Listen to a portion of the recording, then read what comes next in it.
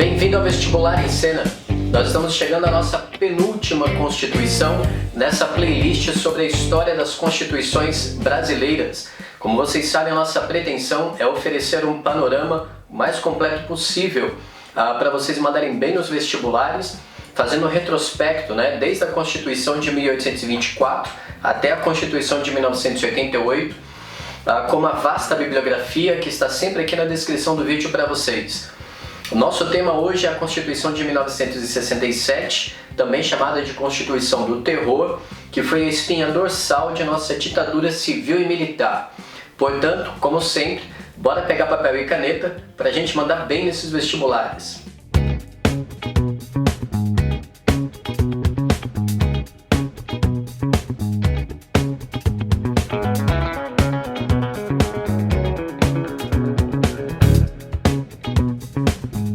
Um primeiro detalhe importante para a gente começar um bate-papo a respeito da Constituição de 67 é levar em consideração que nos vestibulares você vai encontrar a expressão ditadura civil-militar.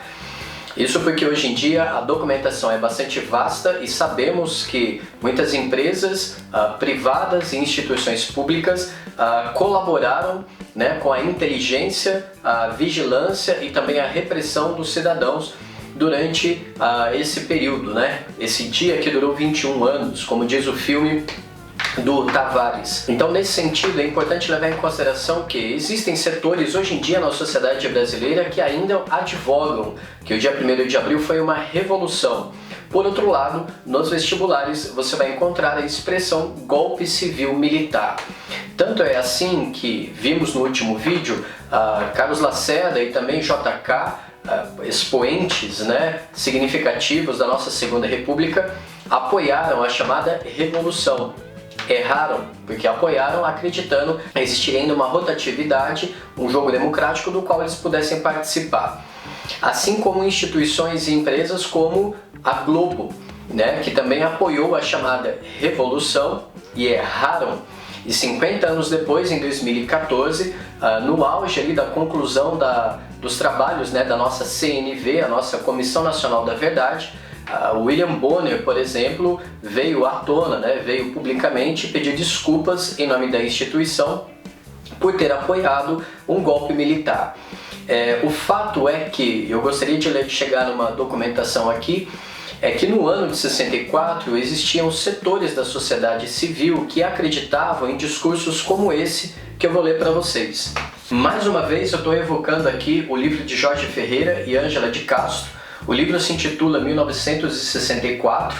Além disso, eu gostaria de chamar a atenção de vocês para o fato da TV Univesp ter produzido uma série muito rica em torno dos 50 anos do golpe militar. Então, se você der procurar aqui no YouTube, TV Univesp 50 anos de 1964, você também vai ter uma playlist muito completa a respeito desse tema. Bem, qual que era o discurso da época então? Publicado no dia 20/3, ou seja, 20 de março de 1964, pelo jornal o Globo. Hoje, na praça pública, no Dia da Família, esta multidão imensa veio espontaneamente responder ao chamado das mulheres brasileiras e afirmar que a consciência cívica do Brasil está despertada. Porque é bom que os inimigos da pátria saibam que defenderemos intransigentemente o regime democrático, a nossa Constituição, o nosso Congresso e as nossas liberdades.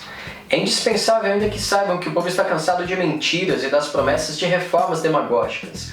Reformas sim, nós as faremos, a começar pela reforma da nossa atitude. De hoje em diante, os comunistas e seus aliados encontrarão o povo de pé. Com Deus, pela liberdade, marcharemos pela salvação da pátria. Esse trecho que eu acabei de ler para vocês é um manifesto da Marcha da Família com Deus pela Liberdade, e como vocês notam, é um discurso que estampa e expressa muito bem o que era a lógica da Guerra Fria. Era uma lógica bélica, uma lógica militarista que trazia para dentro da sociedade civil o exercício da guerra como uma extensão do jogo político.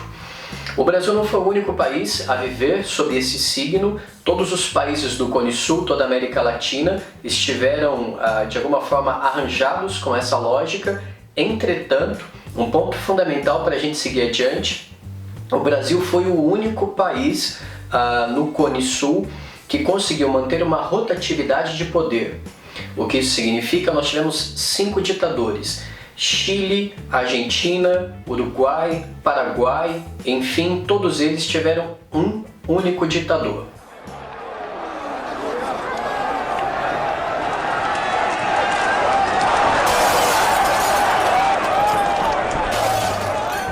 Há quem chame o período de 1964 para 68 de um período de instalação da ditadura militar, ou institucionalização de um regime militar, ou ainda de uma rotinização da burocracia militar. Isso quer dizer que o ano de 68 ele é considerado um golpe dentro do golpe, porque afinal de contas, de 64 para 68 houve gradativamente uma série de atos institucionais, que do ponto de vista do regime da ditadura, civil-militar, esses atos institucionais eles eram encarados como uma revolução permanente, entre aspas, ou seja, como algo inerente, natural do processo de instalação de uma revolução. Percebe? O fato é o seguinte: foram 17 atos institucionais e vocês têm que se preocupar com os 5 primeiros. Não precisa decorá-los, mas evidentemente é importante saber o conteúdo de cada um deles. Então vejamos, eu vou estampar aqui na tela para vocês. O ato institucional número 1, ele foi idealizado e teorizado pelo próprio Francisco Campos. Se lembram desse cara? Ele havia sido mentor da Constituição de 1937, a Constituição do Estado Novo. E esse ato institucional, então, suspende as imunidades parlamentares, caça os direitos políticos por 10 anos, estabelece a eleição indireta para o Congresso e, ao mesmo tempo, um novo presidente, o general Humberto de Castelo Branco. Em outubro de 1965, foi decretado, então, o ato institucional número 2, decretando a legalidade do bipartidarismo, ou seja, a Arena, cuja maioria vinha da UDN, a União Democrática Nacional, e o MDB, cuja maioria vinha do PTB e também do PSD, ambos partidos que ainda estão vivos, tá certo? Atuantes hoje em dia. Além disso, ele também decretou eleições indiretas para presidente e vice-presidente, além de esticar até onde quis o conceito de segurança nacional, e a gente vai falar um pouquinho a respeito disso. O ato institucional número 3 de 1963, ele decreta eleições indiretas para os governos estaduais. O ato institucional número 4, por sua vez, foi decretado em dezembro de 66 e considerava uma reunião extraordinária do Congresso para redigir uma nova Constituição, levando em conta que todos esses atos institucionais foram emendas à Constituição de 46. Por fim, a Constituição de 1967, então, ela sintetiza justamente esse gradativo endurecimento da ditadura, confundindo a sociedade civil com a caserna, isto é, com a hierarquia militar. Dessa forma, quem vai sofrer com isso é a própria democracia. Por último, mais ou menos importante, a gente precisa levar em consideração que o ano de 67/68 foi decisivo, em nossa história, porque nós tivemos cinema novo, nós tivemos Tropicália, nós tivemos o aumento de ações da luta armada, nós tivemos também a Marcha dos 100 mil, em junho de 1968, ou seja, cada vez mais a sociedade civil se mobilizou. E diante dessa mobilização da sociedade civil, o que a ditadura fez foi decretar o AI-5, na famosa sexta-feira 13 de dezembro de 1968. E aí, como diz o poeta, a noite cai feito um viaduto sobre o país.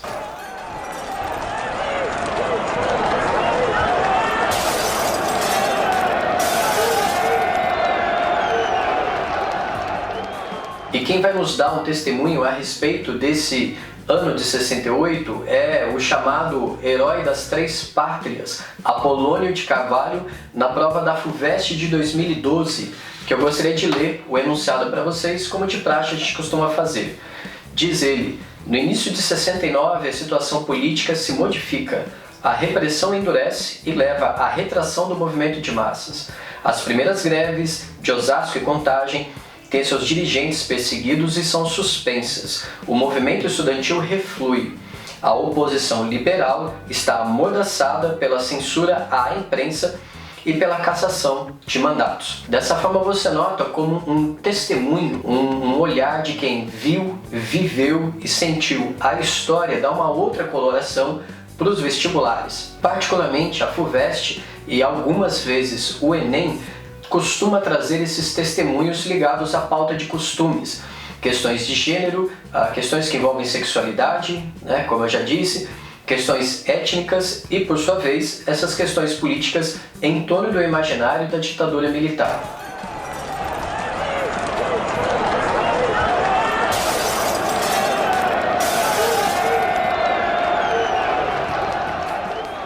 Bom, é preciso levar em consideração, antes de a gente encerrar, que essa Constituição de 67 ela vai durar até o ato institucional número 5, que a gente acabou de dizer aqui para vocês.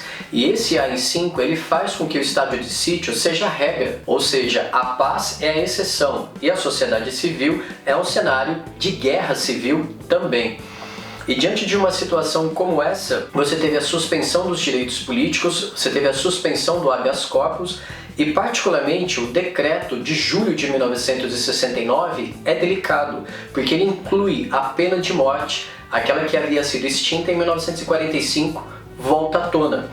E diante de um cenário como esse, até mesmo a greve e qualquer manifestação política é proibida. Bem, esse cenário só vai ser modificado a partir da década de 1970, né? Quando a gente tem em 1979 a nova lei orgânica e um processo de distensão política que vai acompanhar a famosa lógica Carter, ou seja, uma lógica, entre aspas, humanista de um novo presidente norte-americano, o Jimmy Carter. Mas esse cenário a gente vai deixar para o próximo vídeo, que vai tratar também da abertura democrática e a Constituição de 1988. Continue nos acompanhando, estamos chegando ao fim da nossa playlist de constituições. Espero que vocês tenham gostado. Um abraço forte, até a próxima!